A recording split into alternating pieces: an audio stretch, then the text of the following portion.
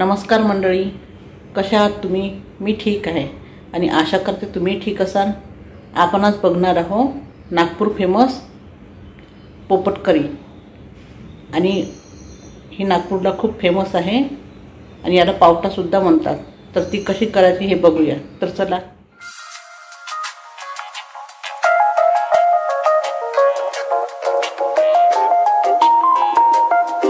पोपट करी बनवायला अर्थातच इथे आपल्याला लागेल पोपटचे दाणे. याला कुठे कुठे पावटा सुद्धा म्हणतात.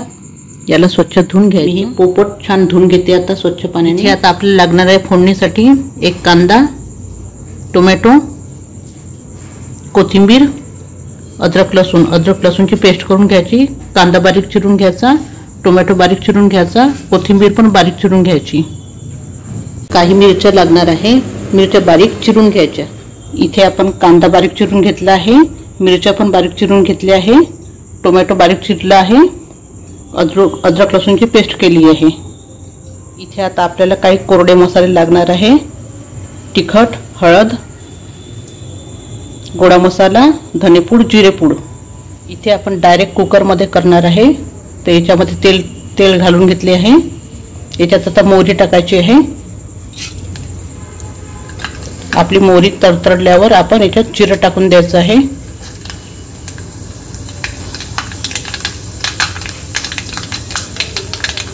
आपली जिरं मोहरी तडतडली आहे. इथे आपलं जिरं मोहरी तडतडली आहे. आता याच्यामध्ये आपण अद्रक लसूणची पेस्ट टाकून द्यायची आहे. 2 मिनिटं परतून घ्यायची आहे.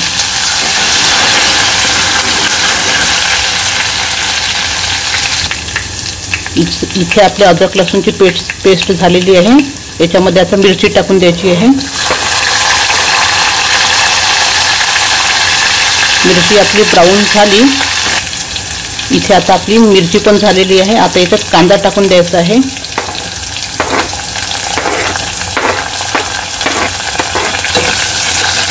आता परतून घ्यायचं. कांदा छान ब्राऊन होतपर्यंत कांदा, मिरची, अद्रक लसूण आपली छान होऊ द्यायची आहे 5-10 मिनिटं. इथे आता आपला कांदा झालेला आहे. आता आपण याच्यामध्ये कोरडे मसाले टाकून द्यायचे आहे. याच्यात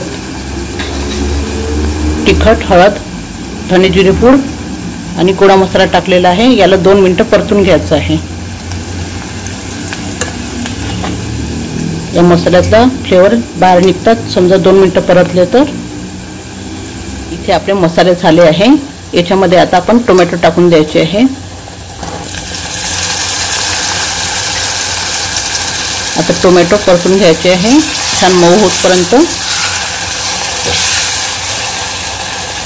इथे आपले टमाटर आता 2-3 मिनिटं लागेल मऊ व्हायसाठी. हे आता आपले टोमॅटो नरम झालेले आहे, मऊ झाले आहे. याच्यामध्ये आता रसा घट्ट येण्यासाठी आपण थोडंसं बेसन टाकायचं आहे 1 टीस्पून.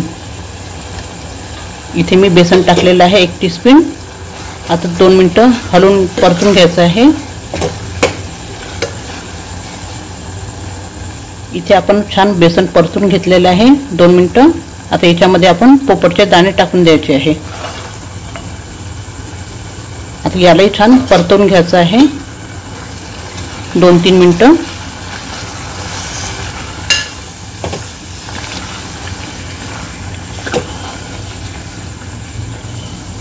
बेसन टाकल्याने आपल्या रस्याला छान घट्टपणा येतो.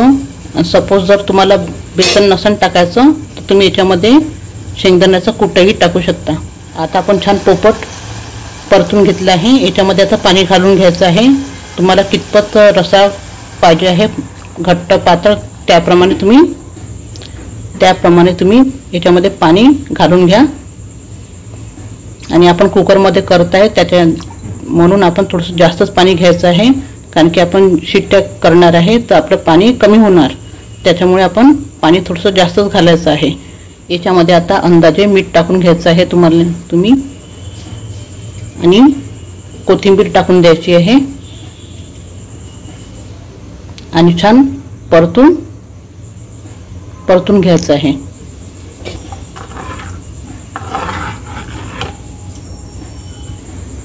आता आपण याला झाकण लावून द्यायचं आहे.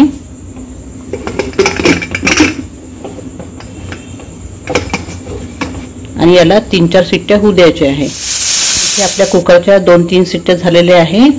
कुकर थंड झालेला आहे। आता आपण उघडून बघूया आपली करी झाली की नाही ते। वाव, आपली करी झालेली आहे। कलरही छान आलेला आहे आपल्या करीला। आता याच्यामध्ये आपण कोथिंबीर घालून घेऊया। वाव, छान टेम्पटिंग दिसून राहिलेलं आहे। अशा तऱ्हेने तयार झालेली आहे आपली पोपट करी। मी याला सर्व केलेलं आहे भातासोबत आणि ते सलाद घेतलं आहे। तुम्ही याला पोळी भाकरी कशासोबतही सर्व करू शकता। खूपच टेस्टी वाटते, तुम्ही करून बघा। मंडळी, जर मी बनवलेली पोपट करीचा व्हिडिओ तुम्हाला आवडला असेल तर तुम्ही माझ्या व्हिडिओला लाईक करा, शेअर करा आणि सबस्क्राईब करा। धन्यवाद।